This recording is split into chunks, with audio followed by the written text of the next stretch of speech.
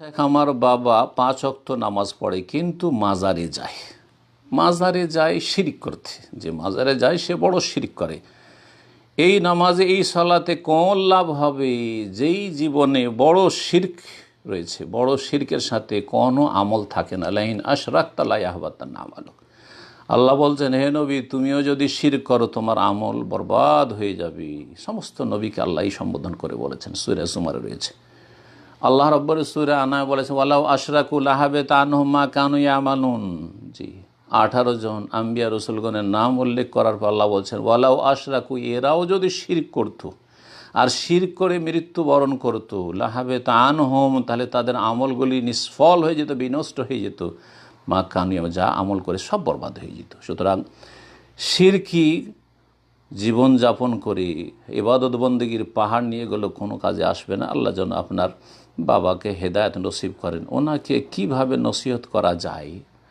হ্যাঁ, উত্তম নসিহত, ভালোভাবে বাবাকে অত্যন্ত হিতাকাঙ্ক্ষী হয়ে শ্রদ্ধার সাথে, সম্মানের সাথে, যদিও বড় শিরকে ডুবে আছে, কখনও বেয়াদবি করবেন না। ইসলামে জায়েজ নয় যে কাফের মুশরিকের সাথে বেয়াদবি করবে। তাহলে বাবার সাথে, বাবা যদি বড় কুফরিতে থাকে, বড় শিরকে ডুবে থাকে, তারপরও তাদের সাথে বেয়াদবি জায়েজ নয়।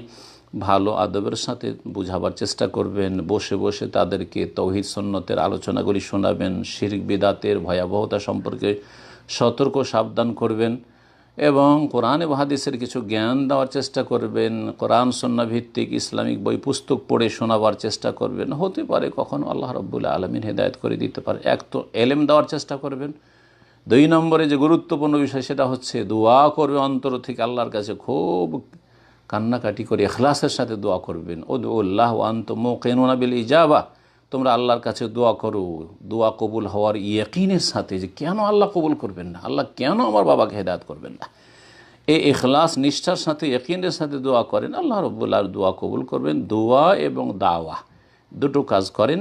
সবসময় আমি বলে থাকি যে কোনো বিষয়ের ক্ষেত্রে দোয়া করেন এবং দাওয়াত করেন, কর্ম করেন, আল্লাহ রাব্বুল আলামিন ইনশাআল্লাহ তাআলা হেদায়েত করবেন। আর যদি হেদায়েত না হয় কারো বাবা, তো জানবেন যে ইব্রাহিম আলাইহিস সালামের চাইতে শ্রেষ্ঠ ব্যক্তি আর কেউ ছিল না মুহাম্মদ রাসূলুল্লাহ সাল্লাল্লাহু আলাইহি ওয়াসাল্লাম ছাড়া। ইব্রাহিমের বাবাকে হেদায়েত নসিব হয়নি। তাহলে যখন এই ইতিহাস আমাদের সামনে মওজুদ রয়েছে, এতে আমাদের মনের খোরাক রয়েছে, শান্তি রয়েছে যে আমার বাবা আর আপনার বাবা আবার কি। তাহলে আল্লাহ রাব্বুল যদি হেদায়েত করেন, হেদায়েতের তৌফিক দেন, তাহলে আল্লাহর খাস অনুগ্রহ, রহমত।